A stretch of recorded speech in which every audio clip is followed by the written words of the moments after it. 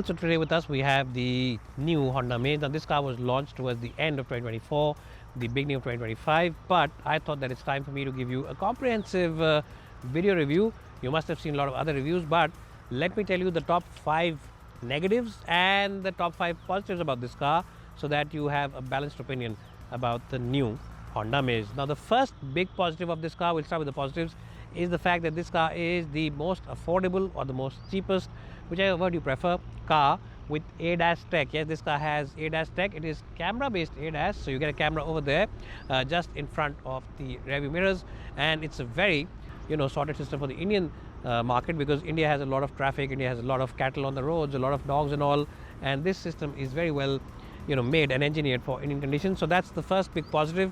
You get a car which is affordable, yet it offers you the safety and the new age technology that ADAS has to offer. So that's the first big positive. The second big positive about the Amaze is the fact that the way it looks on the outside. I think it's a very well balanced looking car.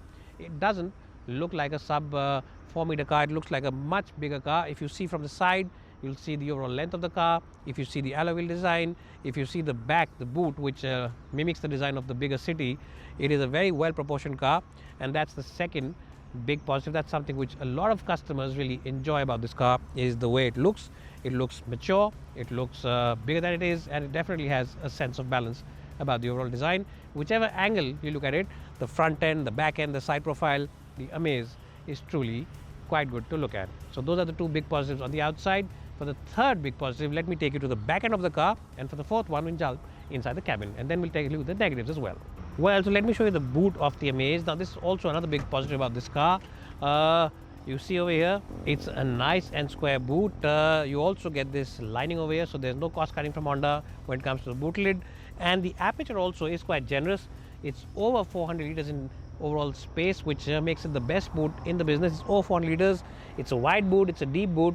There's a bit of a ledge, but even then, it's the best boot in the segment in terms of pure volume. So if you enjoy playing a game of golf, you can easily chuck in your bag like this. If you enjoy going out for those outstation trips on the long weekend, then you can easily accommodate your entire family's luggage. And of course, if your mother-in-law, your Sasuma, is coming from the hills to visit you, then when you go to pick up the Sasuma and her bags from the airport, then this boot is good enough to do that job as well. In boot of this car gets a good score of 9 out of 10.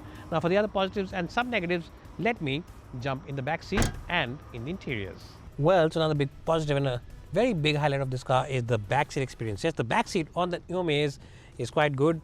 Knee room is quite sufficient. Headroom also is generally quite good. I'm 5'10". Even if you're about 6 feet, you should be quite okay in this car. Even 6 feet 1, you should be quite okay.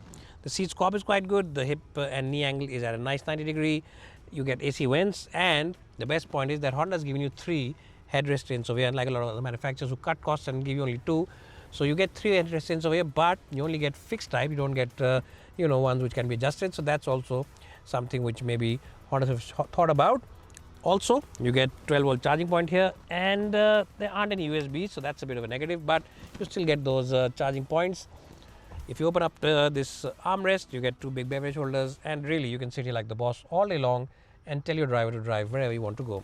So that's the fourth big positive from the Honda Amaze. Now we'll talk about some negatives as well, but you'll have to wait till the end of the video to hear them out. Well, so I've given you so many positives of this car. Let me just talk about some negatives as well, because you'll tell me otherwise that I'm being very biased towards Honda.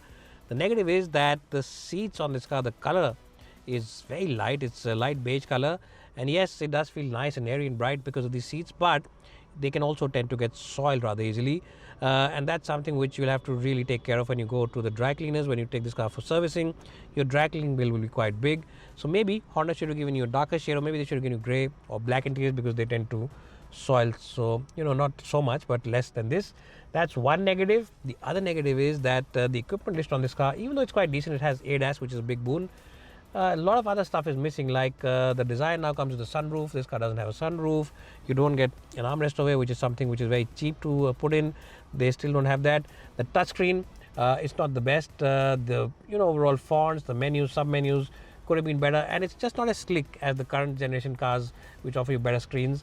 Cars like the Hyundai Aura, for instance, even the Maruti Dzire, they have better screens. So the equipment list is missing. No sunroof, screen isn't that great, and of course some things could have been added, and of course the seat color isn't the best. So those are 2 big negatives that you have to think about before you make a buying decision, but you also get some other positives, and we'll talk about them when we take this car out for a drive. Well, so here I'm driving the Amaze now, and in terms of driving, a big positive is the overall refinement of this engine. Yes, it's a big positive on this car. It's a 1.2 iVTEC engine, and if you sit in any of its other rival, the Hyundai Aura, the Tiggo from Tata, or even the Maruti Dzire, you'll notice that this engine is inherently more quiet, it's more refined, it's more relaxed to drive, and that's a big positive for people who drive a lot on the highways, because you just get a sense of smoothness inside this cabin. It feels very nice and silky. It's a smooth engine, buttery silk, and just a delight to operate. So that's also something which a customer will really enjoy. Also, the ride quality on the new Amaze is the best in the business. I think that if you compare this car with the Dzire or the Tiggo and even the Aura, the ride is very mature. It offers a very nice and stable ride, and even at faster speeds it feels very reassuring. 110 kph. Most compact sedans tend to become light and they don't feel very reassuring, but this one feels very good in terms of the overall comfort, in terms of the overall appeal, and just in general it feels like a nice and solid package. So that's also something which a lot of customers really enjoy and appreciate about this car. The other positive is, apart from all this, the CVT gearbox. Yes, this is a sixth or seventh maybe positive that I'm talking to you about. The CVT gearbox is a very hassle-free gearbox to use. It's a very decent gearbox to use in terms of fuel efficiency, and even though it's not got that same kind of enthusiasm about itself, it's not got that same I really want to go racing enthusiasm that maybe dual clutch might offer, or maybe even a torque converter might offer. Even then, it is quite a substantial gearbox in terms of the overall performance, and you will enjoy the experience because the fuel efficiency is quite consistent that you get. And in terms of the overall technology, it is ahead of AMT tech, which is quite good. And as I said, these cars are not meant for the racetrack, and this gearbox also suits the personality of the Amaze quite well. So that's another big benefit. I really enjoy the CVT version. Call me boring, you can call me turning into a middle-aged uncle, you can say whatever you want to say, but I really do enjoy a sensible and well-engineered car, which the Honda Amaze truly, genuinely is. Now, I said a lot of positives as well. The ADAS has been very well tuned for Indian conditions. The only other negative that I can think about inside this cabin and when I'm driving this car is the fact that this CVT, yes, I said it's a good gearbox, but it does rob some performance off, and sometimes it can feel a little bit annoying on the highway when you want that quick acceleration move. In the city, it's a great gearbox, no doubt about it, hassle-free, easygoing, very refined, very easy to use. The engine also refined, but on the highway, when you do this,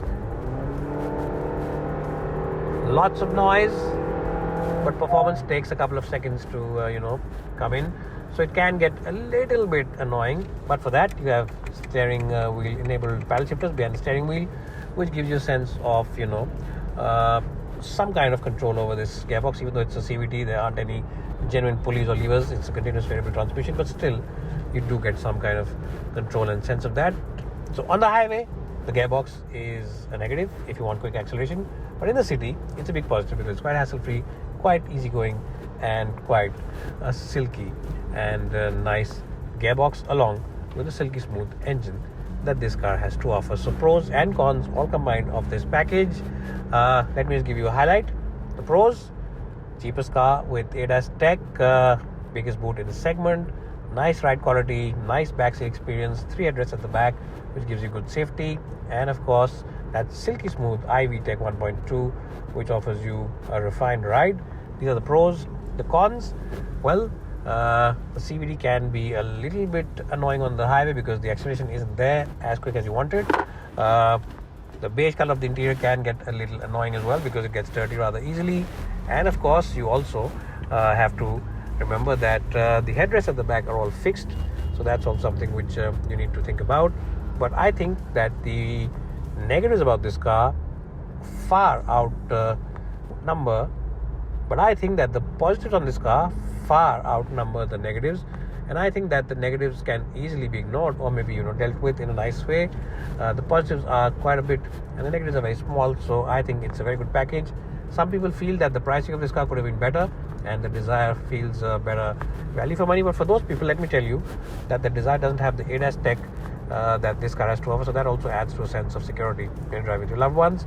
And also remember that a Honda is a Honda because it does offer you long-term hassle-free ownership, and they are really engineered very well. So check it out. I've given you all the details that I could have given you. If I've missed out something, then please let me know in the comment section below. If you think I could have added some other inputs, then also let me know in the comment section below. And don't forget to subscribe to this channel. This car's been around for a couple of months now. We've driven it a little late on this channel, but we always give you the best information that we can. Thanks guys for watching. Don't forget to follow me on Instagram, Twitter, as well as Facebook. And also, don't forget to subscribe to this channel if you've seen it till the end. We'll see you guys soon in another video. Bye for now.